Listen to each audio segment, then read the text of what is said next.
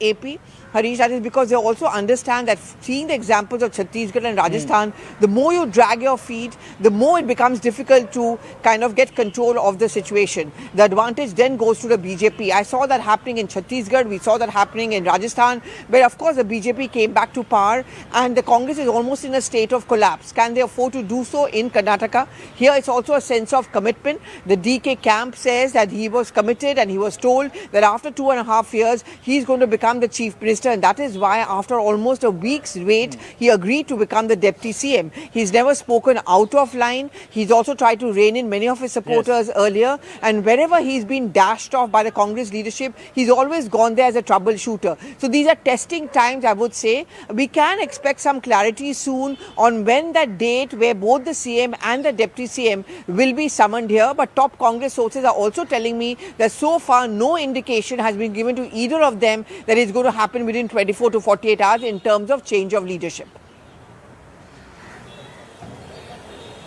Absolutely. The Congress perhaps will have to first figure out what is it that they'll tell both their senior leaders from Karnataka.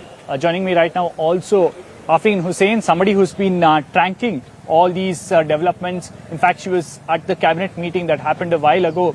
Afreen, there were several aspects or subjects in the agenda in the cabinet meeting, but clearly on top of everyone's mind who was present there in that cabinet hall was this leadership change. We've seen a series of meetings.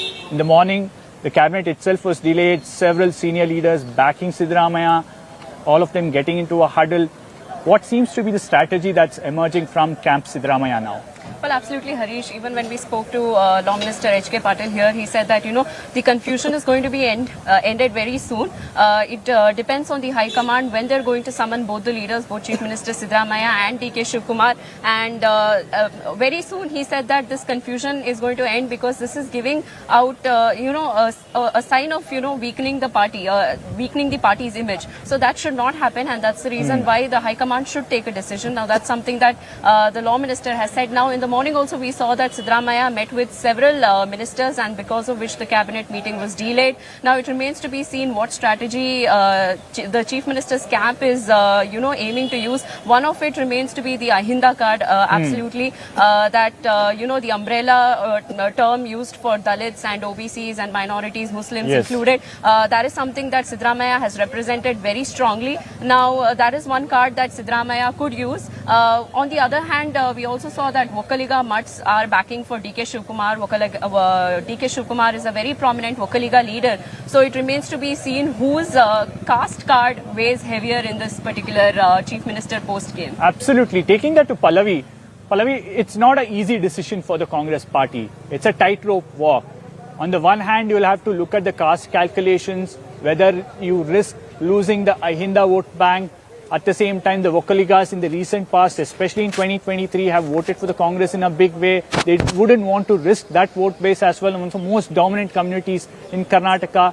In all this, they will also have to figure out where will they ensure that Siddaramaiah is placed. If he's removed as the Chief Minister or asked to step aside, how will you rehabilitate him? He's already said no to moving to Delhi.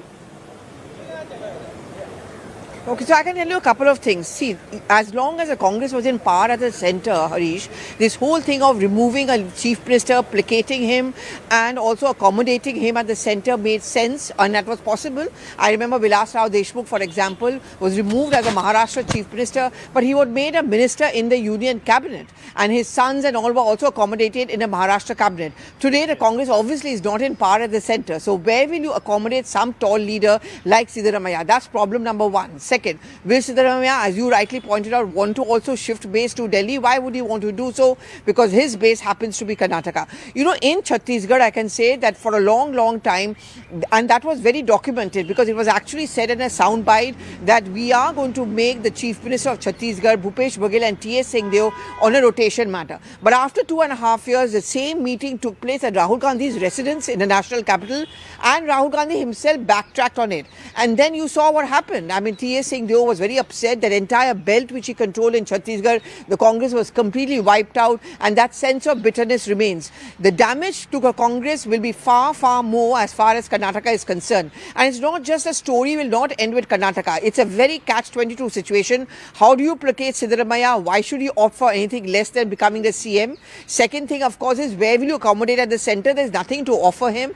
Third is that DK Shivkumar, the man you keep on flaunting as what an ideal Congress leader should be like, who was your troubleshooter, your fundraiser in many ways. Are you going to backtrack on that promise? And especially since he has a backing of the Gandhi siblings. And then the credibility of the Gandhi Parivar, that if Rahul Gandhi has committed something, why is he not able to fulfill his commitment? Yes. It is just going to add on to his tag of being called a weak leader. So there are going to be multiple implications of that one decision which needs to be taken in Karnataka.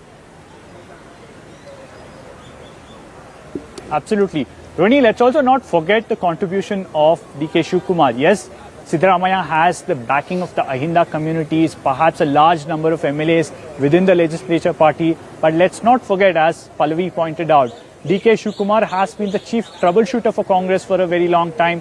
Somebody who went to jail because he ensured that Gujarat MLAs were together at that Eagleton resort and voted for Ahmed Patel's Rajya Sabha entry. And at the same time, he's also someone who's close to the Gandhi family. So clearly, his contribution to the party, his closeness to the Gandhi family, and also his caste calculation within the state can't be discounted. Well, his closeness to the Gandhi family, his contribution, everything boils down to the key word of loyalty.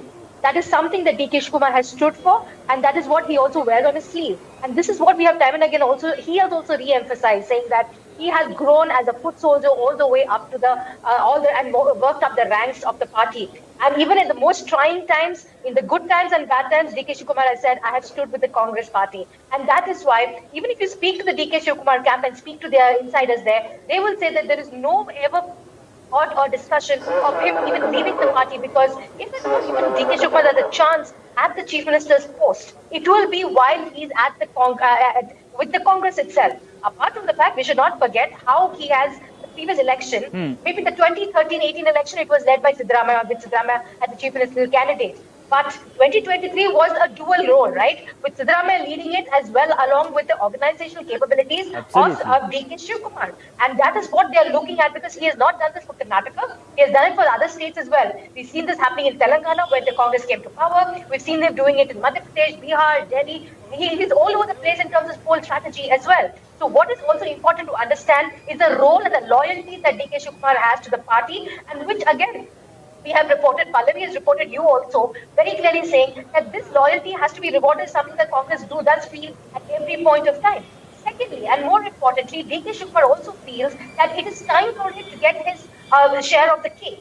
Now, whether the Congress High Command is ready to do it, the timing of it, how it's going to be done, this entire Kissa Kursi ka, like one leader told me, Delhi dur nahi hai. All this is also now, the ball is in the court of the High Command. What we need to understand is that the entire image of the Congress party is also riding on Karnataka's image as well. It's the fact that the vote chori campaign started, they kick-started this in Karnataka. You have 3 cases here. The SIR campaign that is going across the country. They are hoping that the momentum of the Congress works nationally, and Karnataka also contributes to it, rather than get into this entire infighting and power sharing that is affecting. And we should also remember how Siddaramaiah has contributed in terms of the chief minister. His camp is saying, give us reasons why he should be changed. As a chief minister, he has delivered. He's been a person who has contributed for full 5 years in his earlier term. He has also delivered in the 4 promises that were made, the 5 guarantees. So what is the reasoning behind removing him? So these are the things that the High Command will have to weigh in. Okay. Yes, absolutely. Bringing in Afreen here. Afreen, and there is no indication that Siddaramaiah and his camp is going down without a fight. Because we've seen various statements. We've seen the Dalit leaders, the SC, ST, OBC leaders coming in, rallying behind him. We've seen Satish Jarkioli saying there's no question or second thoughts about my loyalty towards Siddaramaiah.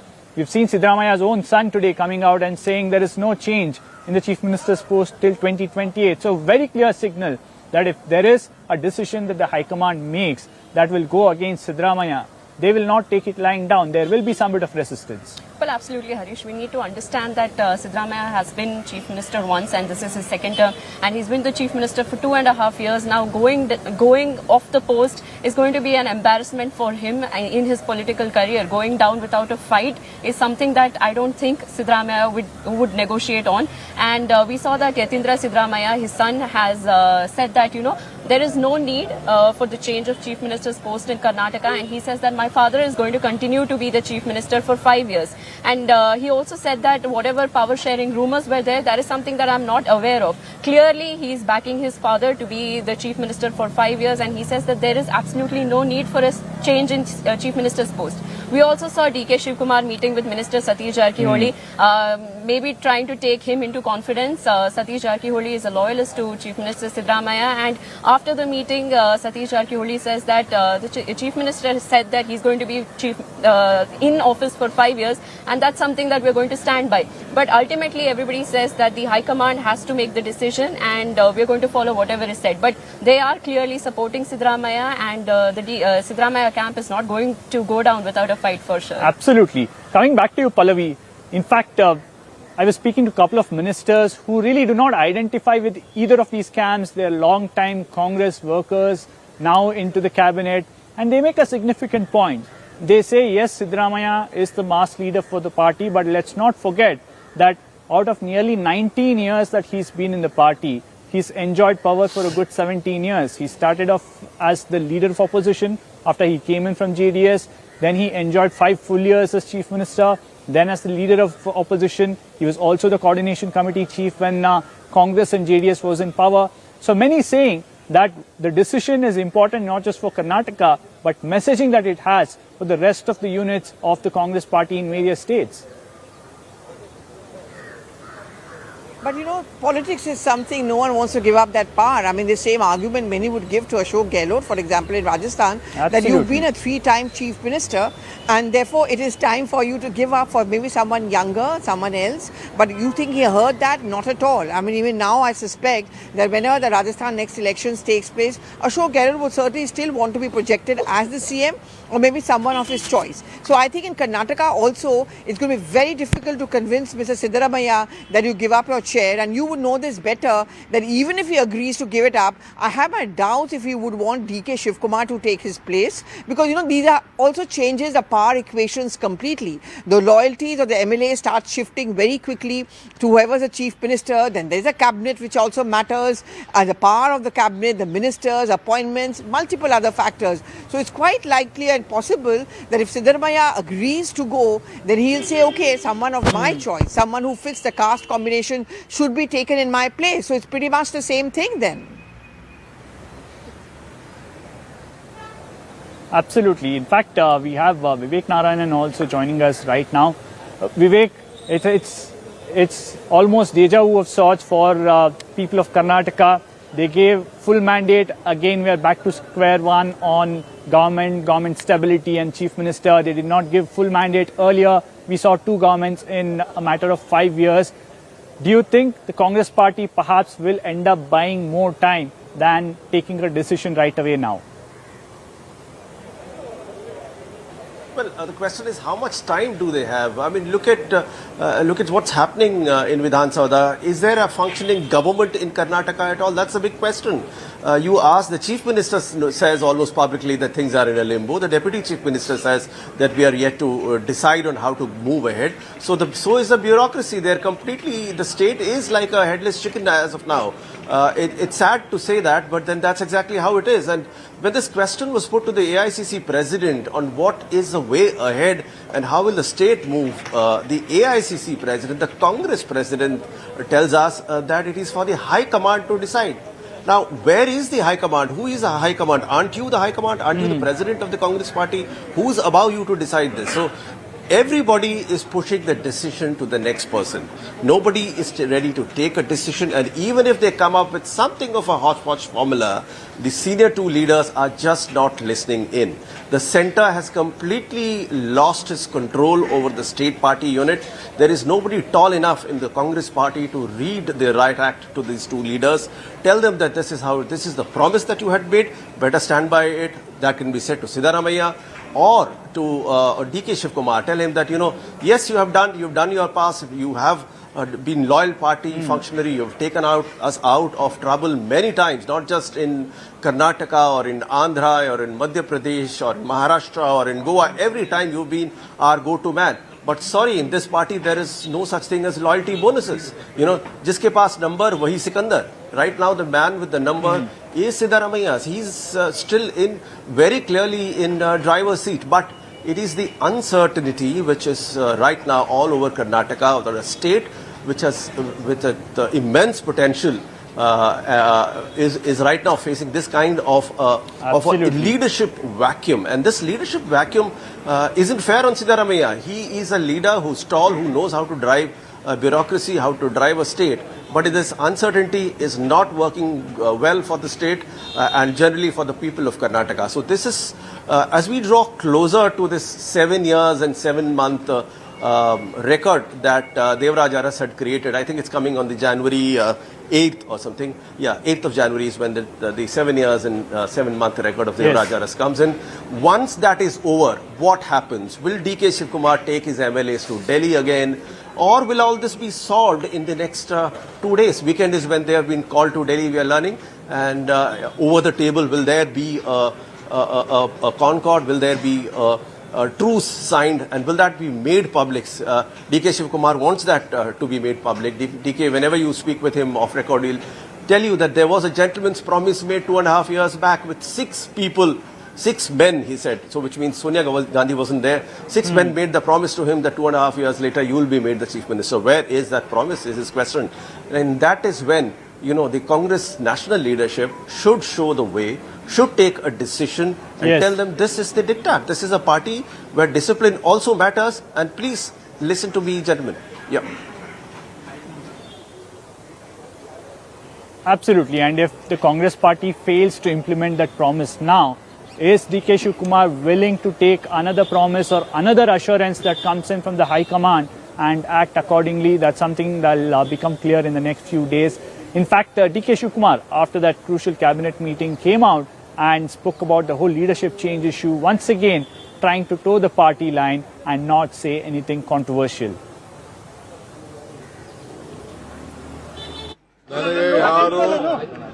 ನನಗೆ ಯಾರು ಕರೆದಿಲ್ಲ. ಸ್ಥಾಪನೆ ಮಾಡಿದಂತ 50 ವರ್ಷದ ಅಂಗನವಾಡಿ ಅಕ್ಕಾಪಡೆ ಕಾರ್ಯಕ್ರಮ ಇದೆ. ನಾನು ಇಲ್ಲೇ ಇರ್ತೀನಿ. ಇವತ್ತು ಮುಂಬೈಯಲ್ಲಿ ನನಗೊಂದು ಖಾಸಗಿ ಕಾರ್ಯಕ್ರಮ ಇದೆ. ಹೋಗ್ಬಿಟ್ಟು ಈಗ ಸಾಯಂಕಾಲ ಹೋಗಿ ರಾತ್ರಿ ವಾಪಸ್.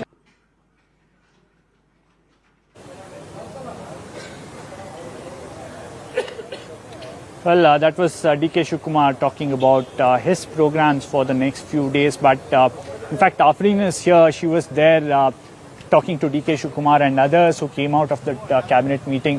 Afreen, one thing that's very clear is that DK Shivkumar doesn't want to come across as a rebel to the High Command. In his statements, he's been very measured.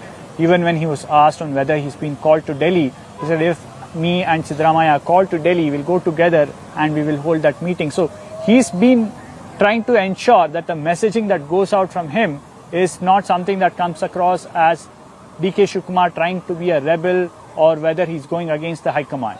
Right. Well, absolutely. We have to understand that DK Shivkumar claims himself to be a true born congressman. Now, he's not going to hit that identity of his. He's not going to do anything that's going to spoil that image of his.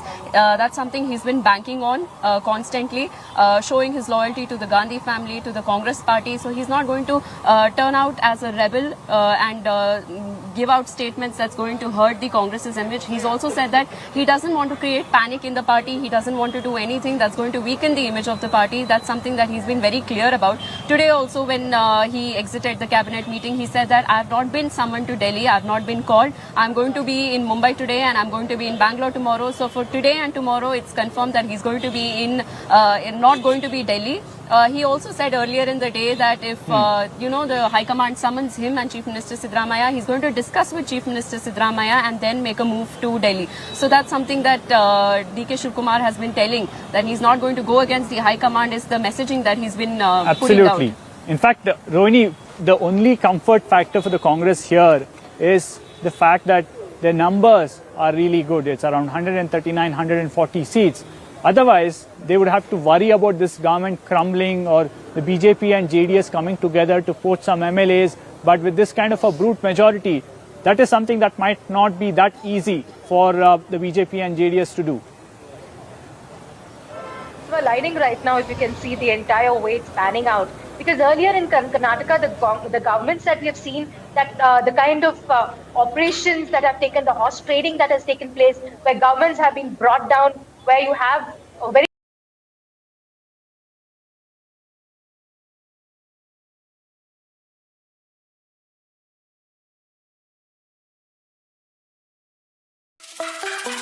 Wants to know what's the best way to grow? Let's go. Go farther. So far ahead that the competition. ministers I've been talking to, and they've been saying governance has taken a backseat.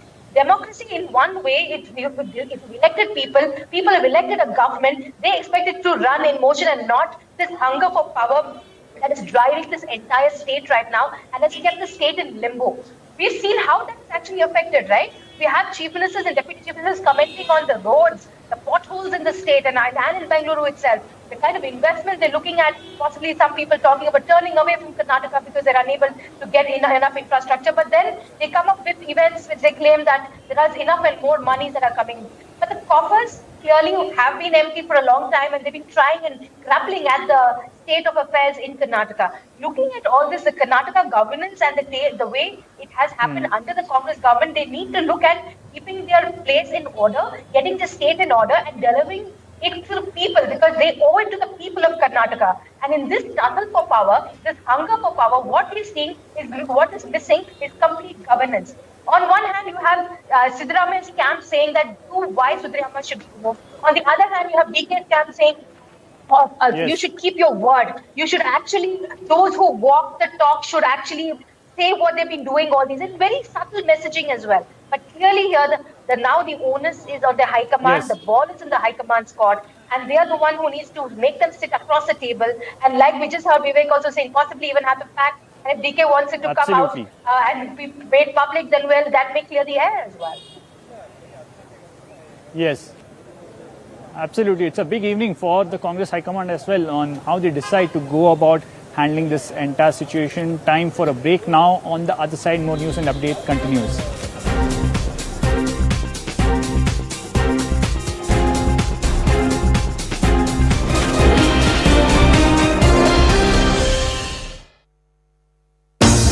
After hitting opponents out of the park, Deepti Sharma is all set to make a splash on a star-studded evening at RP Sanjeev Goenka Group presents CNN News 18 Indian of the Year tomorrow at 6 p.m. on CNN News 18.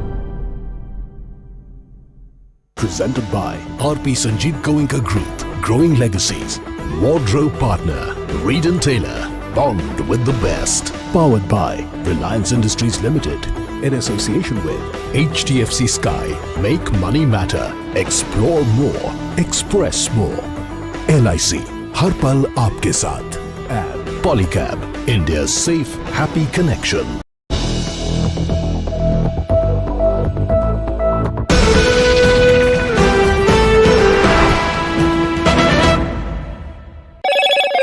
Hello, Moto.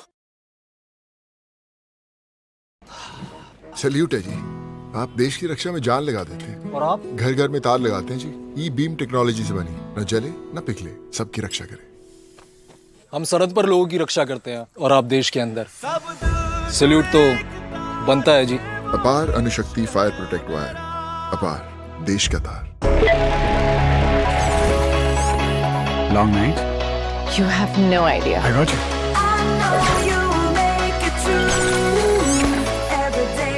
Motorola Edge 60 Pro. Hello, Moto.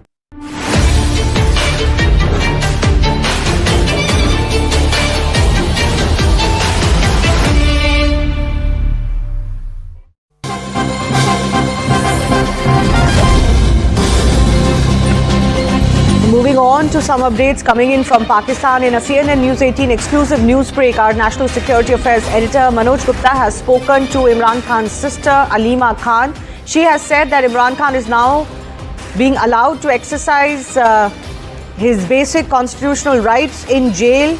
She also dismissed the reports around his health, saying that he's completely fine.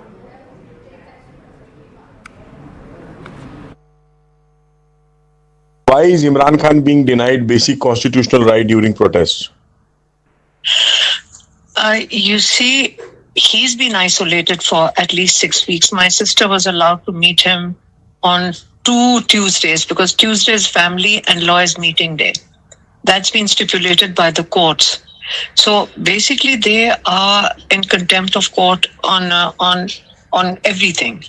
There is no our justice system is, I would say, collapsed, completely collapsed. I don't think the judges. There are excellent judges. They have been their autonomy has been basically withdrawn, or maybe they have passed a couple of amendments in the Constitution, which has made our courts completely ineffective. That's the 26th Amendment and the 27th Amendment. And the 27th Amendment is basically person-specific. A few people are giving themselves complete immunity from law. That's for Pakistanis. I think we are dealing with a shocking situation, and it's like a reality check for all of us. As far as Imran Khan is concerned, I think they even gave the Prime Minister complete immunity for life or something to that effect.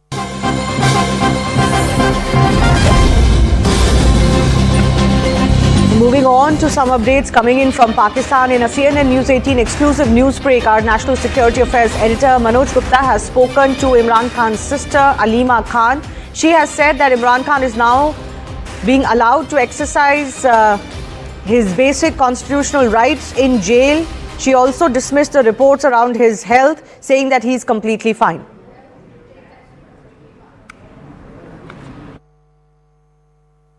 Why is Imran Khan being denied basic constitutional right during protests? You see, he's been isolated for at least 6 weeks. My sister was allowed to meet him on 2 Tuesdays because Tuesday is family and lawyers meeting day. That's been stipulated by the courts. So basically, they are in contempt of court on everything. There is no our justice system is, I would say, collapsed, completely collapsed. I don't think the judges. There are excellent judges. They have been their autonomy has been basically withdrawn, or maybe they have passed a couple of amendments in the Constitution, which has made our courts completely ineffective.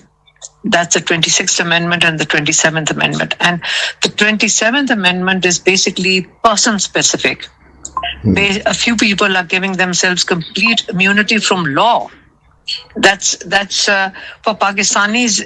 I think we are dealing with a shocking situation, and it's like a reality check for all of us. As far as Imran Khan is concerned, I think they even gave the Prime Minister complete immunity for life or something to that effect, and had to be withdrawn because they realized that Imran Khan might benefit from it and might be released from jail because of this complete immunity. But for addressing the rumors that are going around that his life might be in danger or he's very ill. No. 3-4 weeks ago when my sister met him, he's completely in excellent health. So they can't claim that somebody's died of old age or he had any ailment. He doesn't. But I don't think they will even dare touch a hair on his head. I don't think they would even dare, because these people understand very well that there's a huge amount of anger in Pakistan, a lot of anger. Otherwise, they wouldn't be going around giving themselves immunity at this rate. It is becoming a joke in Pakistan that a few people are giving themselves immunity for life. The only thing I can claim is that they would never dare even think of hurting him, because what will follow is I don't think anybody would be ready for what happens next. And you think people are going to sit around and let them live? My colleague Akansha Swarup is also joining us. Akansha, the sister believes that Imran Khan has been in good health and they wouldn't really dare touch him. But what has been the response of the government plus the agencies in Pakistan since these rumors began swirling? Right. In inputs, in fact, that have been brought to us consistently by Security Affairs Editor Manoj Gupta, we've heard these two very pivotal conversations. One he had with Alima, the sister of Imran Khan, the other with Dr. Salman, who is also very... The team from the front.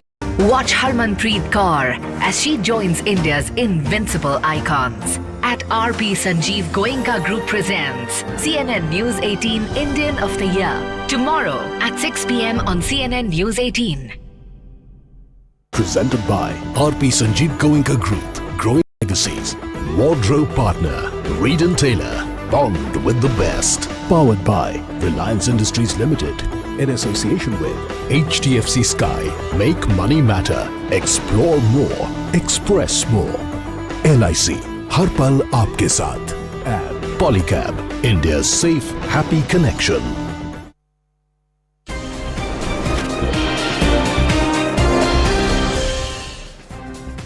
Thank you so much for staying with us here on Nation at 5. You're watching this broadcast with me, Poonam Burde. Two West Virginia National Guardsmen remain in critical condition after they were shot by a gunman identified as Ramanullah Lakhanwal in Washington, D.C. The incident has taken place just a few blocks away from the White House, and that triggered complete panic and chaos. The guardsmen were performing high-visibility patrols when they were shot by the gunman, who reportedly belongs to Afghanistan and had entered on a visa during the Biden era. President Donald Trump has now lashed out, blaming his predecessors for the incident, saying that the man who was flown in the country during Biden's administration is now a suspect who has critically injured two of those servicemen who have put their line on duty.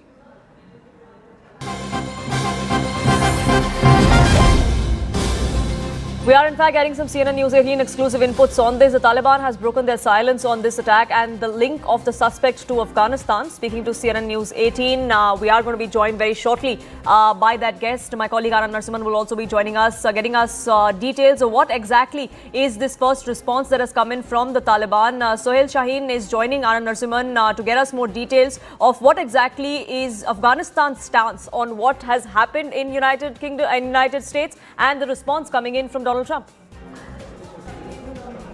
Well, Mr. Sohail Shaheen, thank you for speaking with us here at CNN News 18. Donald Trump has not only barred Afghans but also called Afghanistan a hellhole. There are indications that this may have been an ISI plant, this person, because he flew to the US from Islamabad, although he is an Afghan descent trained by US nationals or the US military itself. Your first reaction to what's happened and the reaction from the Americans? First of all, sure, our policy is that we do not allow anyone to use the soil of Afghanistan. Our policy is non-intervention in the internal affairs of other countries. So it is clear about that who are involved there. So then after investigation it will be revealed. But there are of course possibilities, every kind of possibilities. But so far it is a possibility. I think there is need for investigation in order to get to the conclusion. Sound conclusion. Do you have reason to believe, Mr. Shaheen, that Pak state-backed actors are actually orchestrating this to try and create a certain level of, angst and negative image of Afghanistan in the mind of the Americans, because they have immediately changed US policy. They have clearly shut down any immigration or asylum requests from Afghans now. Maybe I do not rule out possibilities, but what can say, with full assurance until I have a conclusion and reached a result following investigation in such cases. But, look at how the US have tightened Afghan immigration after this incident. Do you think this will come back to hurt and this is a deliberate play by the Pakistanis? showing the Afghans as security I risk? think it's for them that to fully investigate this case from comprehensively from all angles. So to see all the possibilities. It is for the U.S. government to fully investigate it. However, what I said, our policy is if there is any attack on in other countries in civilians, places killing civilians and targets. So we, of course, we condemn that. And our policy is non-intervention in the internal affairs of other countries. But somebody is interfering in your affairs. As you're trying to reset equations with the West, you're developing an equation with Bharat. Don't you see a Pak role in this, an ISI-backed or influenced role in this? It is our right to have relation with all countries, including India. But it is not against any other countries. The two countries' relation based on their national interest. And we have a historical relation with India, people to people and government to government. It is not that we have this relation for this year or this month. It is they are historical relations. U.S. military trained Afghan national who emigrates from Islamabad. He gets his papers cleared from Islamabad. Don't you see a clear ISI hand? Because this is a clear ISI template. Kill two people and then get arrested and then divulge the name, identity and nationality. Suhail Shaheen, somewhere to try and smear the Taliban and also the Afghanistan nation? First of all, it was, I think, as I read the reports, it was from the Special Port Contingent 01 from there. So, from the past government. And the other possibility you just mentioned, so it should be investigated in order to reveal what are, who are behind such attacks. Do you not see this as an attempt to try and destabilize the Islamic Emirate of Afghanistan's attempts to improve equations with the US? As I said, I don't rule out any possibility, but until I have, conclusion, and I have reached a conclusion as a result of full investigation, one can't say anything before that with assurance. Right, Mr. Suhail Shaheen, thank you for speaking with us. Clearly, the Taliban officially and the Afghan government officially trying to, keep it on the down low and say we will not comment till the time there is a complete investigation and we get to the bottom of it. On that note, we're going to take a very short break. Stay with us.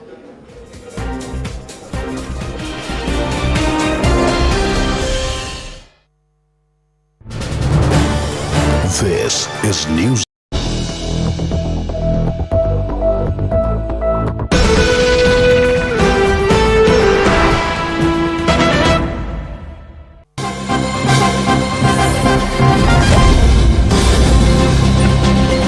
Moving on to some updates coming in from Pakistan. In a CNN News 18 exclusive news break, our National Security Affairs editor Manoj Gupta has spoken to Imran Khan's sister Alima Khan. She has said that Imran Khan is now being allowed to exercise his basic constitutional rights in jail. She also dismissed the reports around his health, saying that he is completely fine.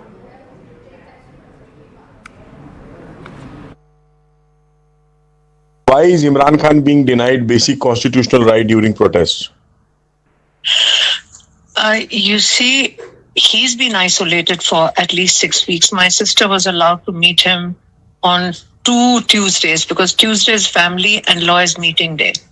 That's been stipulated by the courts. So basically, they are in contempt of court on everything. There is no our justice system is, I would say, collapsed, completely collapsed. I don't think the judges, there are excellent judges. They have been sort of, their autonomy has been basically withdrawn, or maybe they have passed a couple of amendments in the Constitution which has made our courts completely ineffective. That's the 26th Amendment and the 27th Amendment. And the 27th Amendment is basically person-specific. A few people are giving themselves complete immunity from law. That's for Pakistanis. I think we are dealing with a shocking situation, and it's like a reality check for all of us. As far as Imran Khan is concerned, I think they even gave the Prime Minister complete immunity for life or something to that effect, and had to be withdrawn because they realized that Imran Khan might benefit from it and might be released from jail because of this complete immunity. But for sort of addressing the rumors that are going around that his life might be in danger or he's very ill, no. 3-4 weeks ago when my sister met him, he's completely in excellent health. So they can't claim that somebody's died of old age or he had any ailment. He doesn't. But I don't think they will even dare touch a hair on his head. I don't think they would even dare, because these people understand very well that there's a huge amount of anger in Pakistan. A lot of.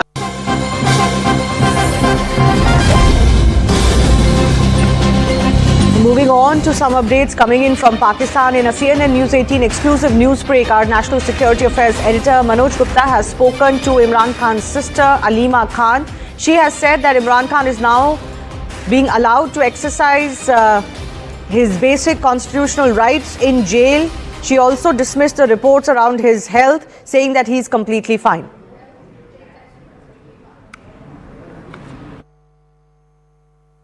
Why is Imran Khan being denied basic constitutional right during protests?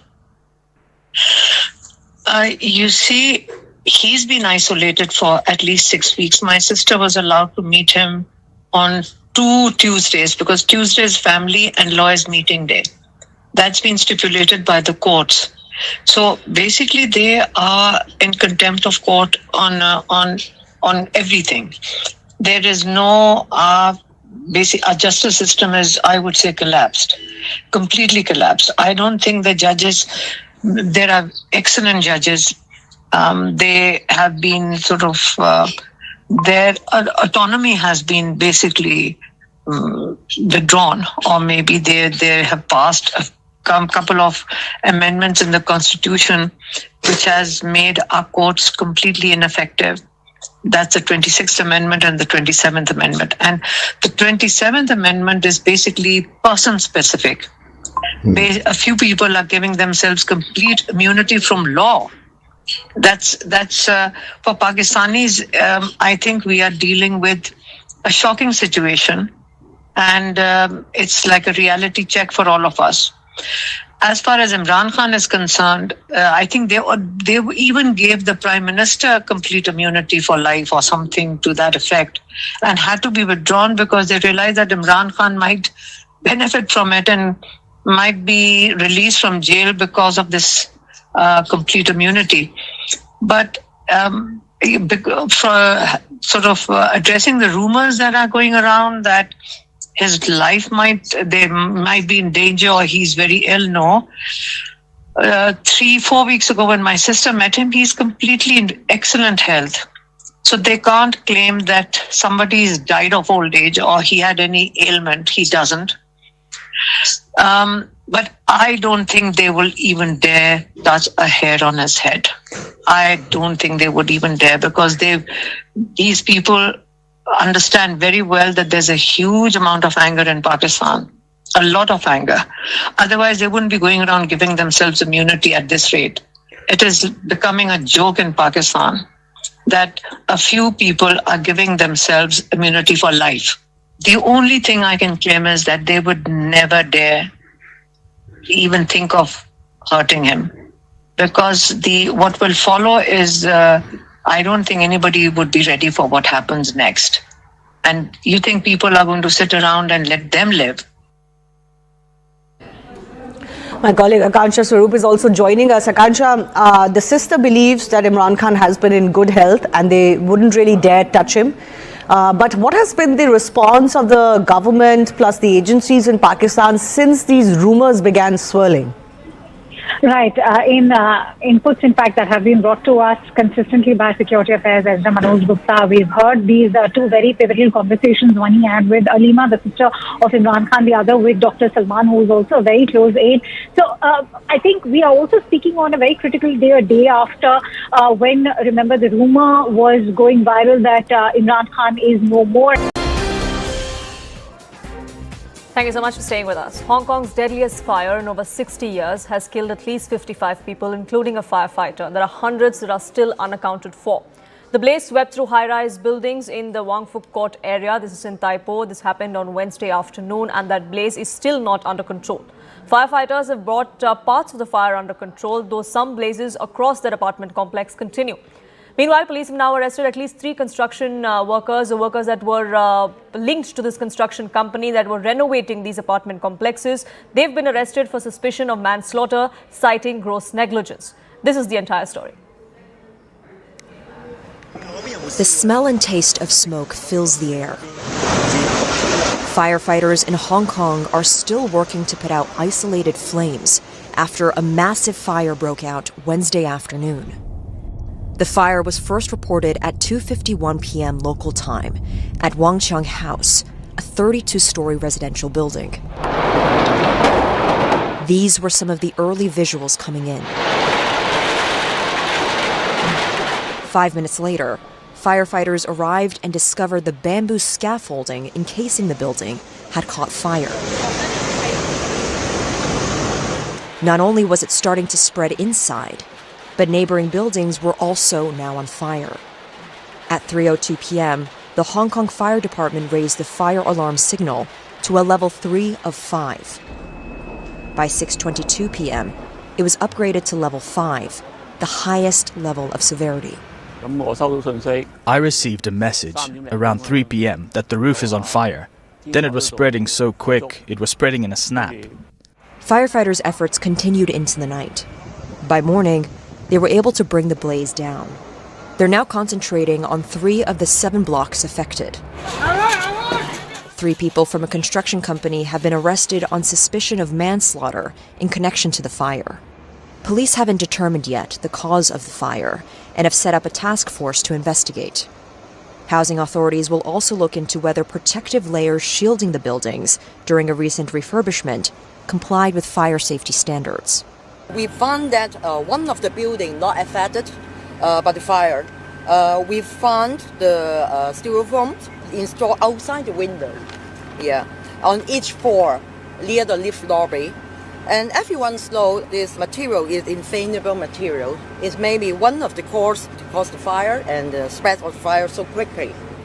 The bamboo scaffolding, an ancient construction technique, has also come under question. For years, it's been a mainstay of construction across Hong Kong, one of the most densely populated cities with the highest concentration of skyscrapers in the world. But fire is a rare disaster in this city, which has a strong track record thanks to high-quality construction and strict building regulations. And while investigators seek answers for the 4,000-odd people who call this complex home, another process begins, that of grieving and rebuilding lives. Hannah Montgomery, CNN, Hong Kong.